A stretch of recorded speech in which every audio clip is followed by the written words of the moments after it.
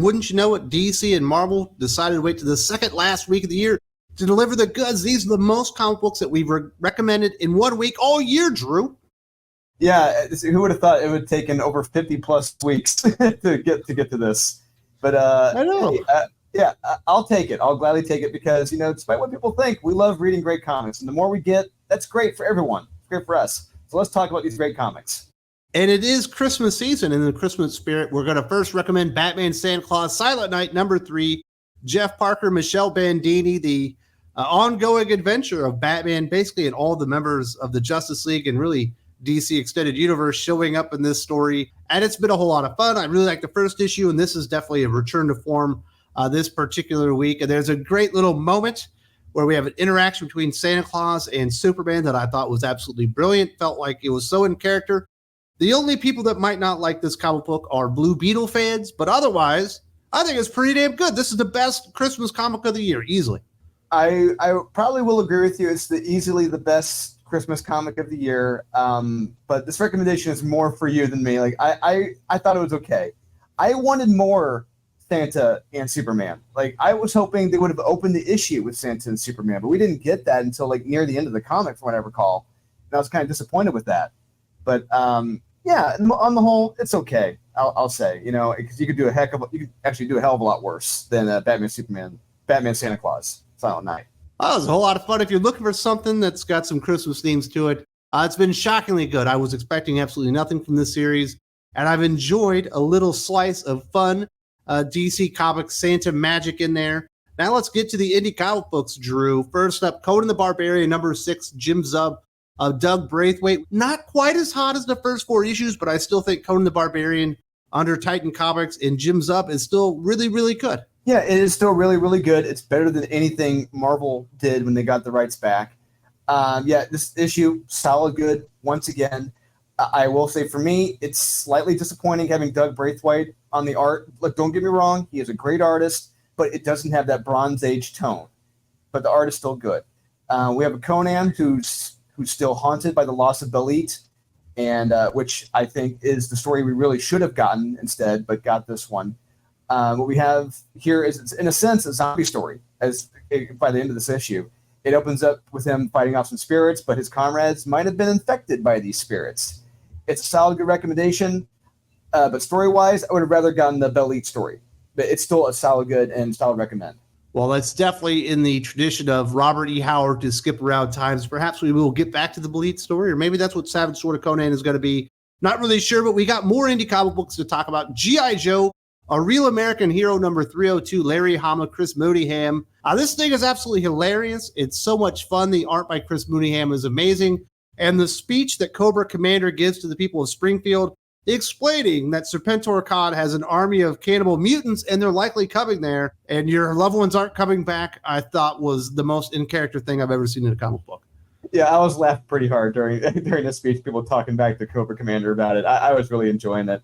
I was grinning ear to ear reading this comic. Yeah, this was so much fun. But at the same time, it's somber, too, because we get our Joes in mourning of the loss of their comrade. Got that 21-gun salute, which is great. He was a veteran, but became a bad guy, but was really a good guy all along, undercover. Sure. Hey, kids, comics. But, the art by Chris Mooneyham, once again, is beautiful. It's terrific. Larry Hama is setting something up great here as well, because in this issue, it really feels like the end of one storyline that he was doing at IDW, but the beginning of several others. One of which involves, the zombies they're taking place in this. But yeah, this is a very good recommendation, and I cannot wait to see what Larry Hama brings to us next with G.I. Joe. Now, that is not part of the Energon universe. It's actually a continuation of the Larry Hama story that he's been doing for like 20 or 30 years now. And it's absolutely been revitalized and has new life. Almost 40 years. Well, there you go. It's been revitalized, has new life under Skybound. Also going to recommend Geiger Ground Zero #2, Image Comics, Jeff Johns, Gary Frank. This is more your recommendation than mine, but I did read the comic book. The art by Gary Frank is absolutely fantastic.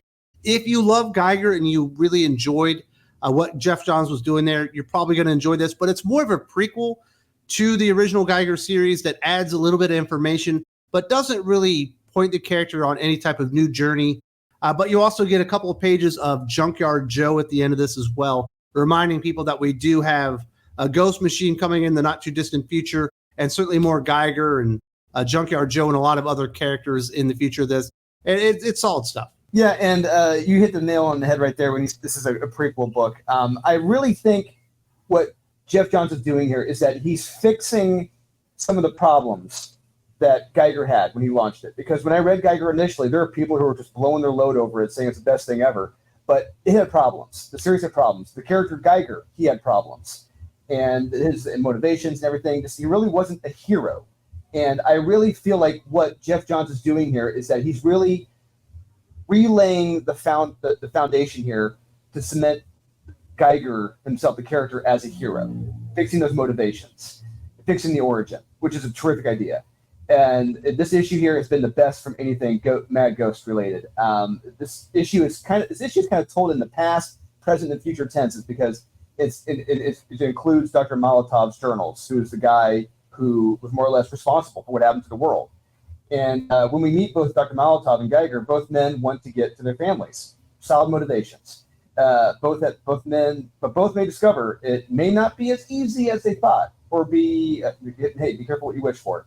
And in particular, I love the final words from the scientist, Dr. Molotov, about Geiger. He says to him, like, the world may have devolved into a violent, toxic place, but you do not have to. I love that. I really hope this is the change I wanted in making Geiger an actual hero in this world, because it really needs one. Solid action, solid stuff from Gary Frank. I cannot wait for the next issue. And those are any comic book recommendations. Let's move over to Marvel Comics. So we got 4 of them, one of the better Marvel comic weeks we've had in several months, maybe one of the best ones of the year. Incredible Hulk #7, Philip Kennedy Johnson, Nick Klein on art. I've been really enjoying Incredible Hulk, and this is the best issue that they've had so far. It just starts out like a house on fire. You got the Hulk, you've got the Chupacabra thing, you've also got an like World War II version of Ghost Rider or something like that, all in a big confrontation. And it kind of comes to a head because the Hulk recognized the Chupacabra is actually in line with the Elder, who are trying to take the powers away from the Hulk. And as we move towards the end, some more enemies start showing up, and maybe the Hulk is not in the best place.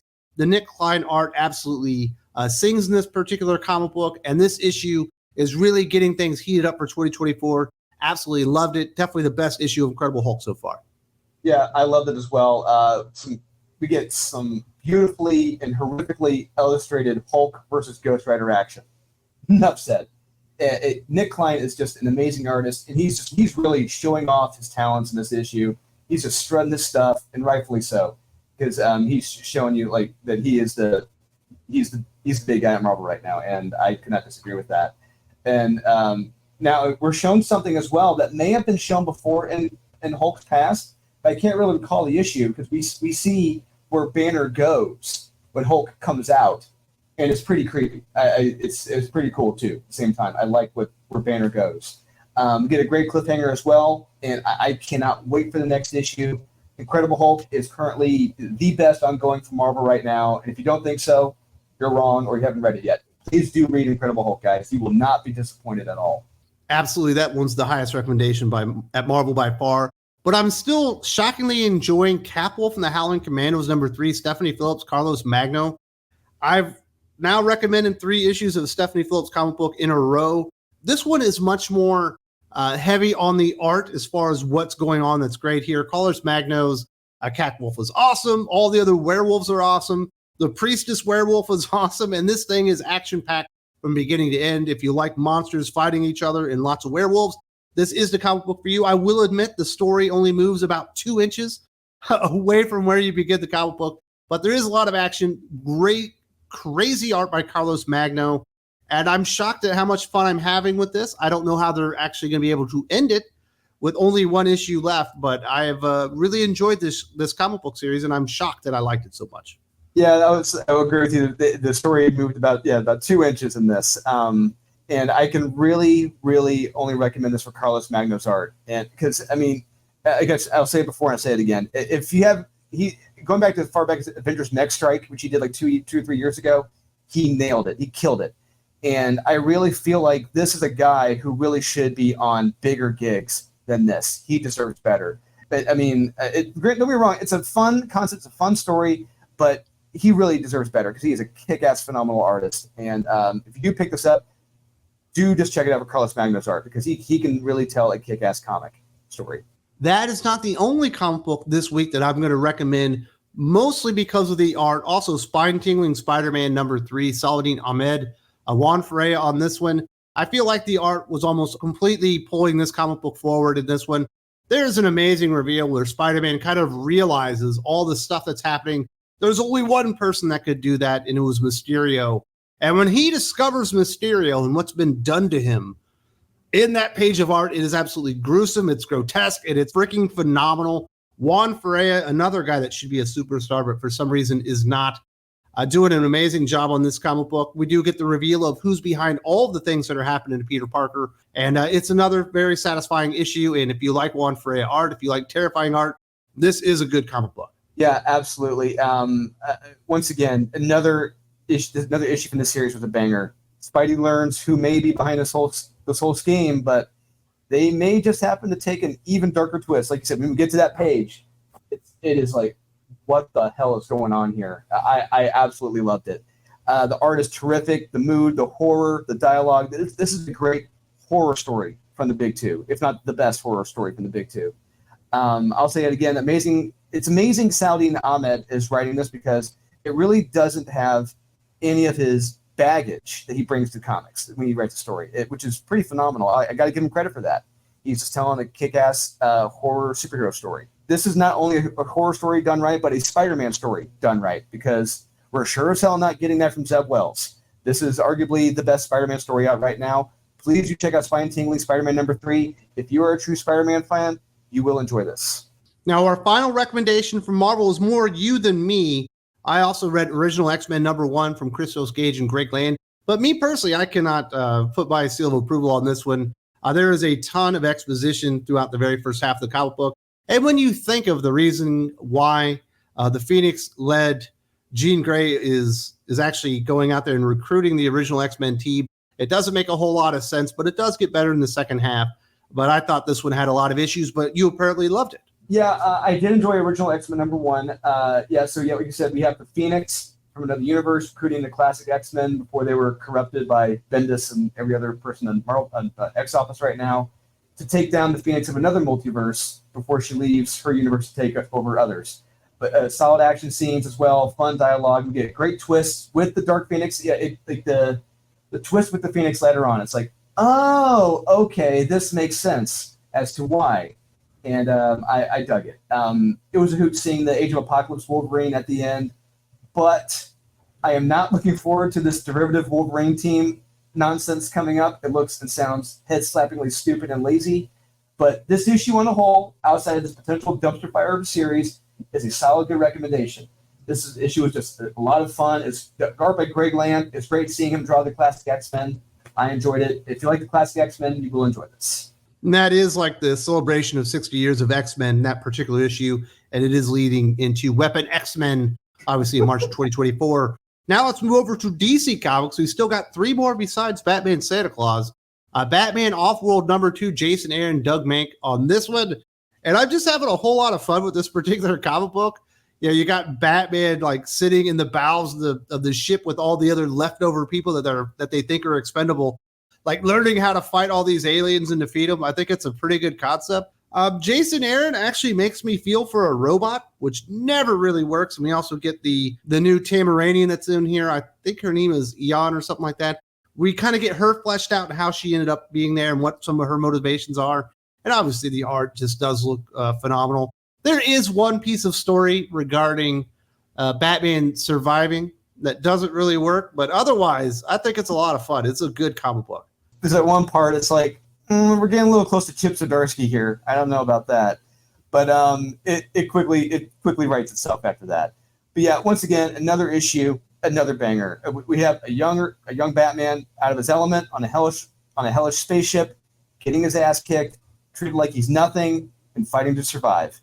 I love it. Everyone around him is telling him that you're not fighting to kill, you'll lose. But he doesn't care. He's Batman. That's what he does. There comes a point after he wins a fight, and everyone around him is asking, who is he? Who is he? Who is he? And they all begin to say, he's the Batman. He's the Batman. He's the Batman. It's an cool, awesome chant around the crowd. I love it. The only real downside to me in this, outside of that scene, is like the Tamaran female character. Thankfully, she's mostly reined in this issue, but where we get to at the end of this, I didn't expect it. But hey, it makes sense. He needs to finish his training. He's right where he belongs, and I'll happily take it. The last panel is pretty damn creepy too. Doug Mahnke, his art is terrific. This guy is just consistently great on anything he does. Close to 40 years in the business, and he hasn't lost his touch at all. It's only gone better. And Jason Aaron, 2 for 2. Never thought I'd say that. Strong recommend. Batman Offworld #2. Yeah, just a lot of fun. It's definitely the best Batman book out there. Probably just on its own. It's so good. I will also recommend Jay Garrick, The Flash #3, Jeremy Adams, Diego Orlatugi. And we finally see this Dr. Elemental, I think that's his name, and he's fighting the entire Justice Society of America. And they build him up really good. Jeremy Adams does a great job of explaining, or not really explaining, showing me why this guy is such an enormous threat, not only to the Flash, but the entire Justice Society, as he's using his powers against them to kind of thwart all of them at the same time. What he does to Alan Scott, I thought was really, really good. And then we do jump to modern times and the relationship between Jay Garrick and his daughter Judy, the Boom or whatever. And I'm just really enjoying this. It's nice. It's wholesome. It's telling a good classic superhero story. And the dialogue between the characters in like the mall or whatever in modern times felt like it was written in the Silver Age or Golden Age of DC Comics. I love that because it felt like what it was supposed to be homaging or celebrating. Jeremy Adams is the guy that really, really understood the homework with this series. Yeah, and I will echo your sentiments on this. I enjoyed this a lot. I really dug this. And I'm a big JSA fan, more so than JLA. So it was great seeing them in action. And I will go with what happens at the end of that fight. I'll kind of go with it for right now. It was fine. It was good. But it's just great seeing those guys back in action. And but yeah, the mall scenes are terrific. There's a great moment where Jay's daughter, who's been monitored more or less by the Golden Age Flash, kind of like helicopter parented, if you will, and she's explained to by Stargirl as to why he's doing that, because he's lost her and he does not want to lose her again. It's great stuff. I love that scene. And by the end of this, I'm looking forward to where it's going to next. It should be incredibly fun. Art is beautiful as well. And yeah, strong recommend for Jay Garrick, The Flash, #3. And our final comic book recommendation for this week, Green Lantern War Journal #4, Phil Kennedy Johnson Montos. This one is more something that you're pushing for. I enjoyed this comic book, but I am a little bit confused. I do see there's some parallels between War Journal and the mainline Green Lantern series by Jeremy Adams as well. But I don't understand why like the ghost of Kyle Rayner, like who's a spirit, has like a blindfold on, and they're doing like training in people's minds and stuff. I just wish I could understand specifically what Phil Kennedy Johnson was getting in this book, because I do want to enjoy it, but I do find it just confusing. Honestly, I'm having a lot of fun with this. I'm really enjoying this. The stuff at the space station, I really loved it.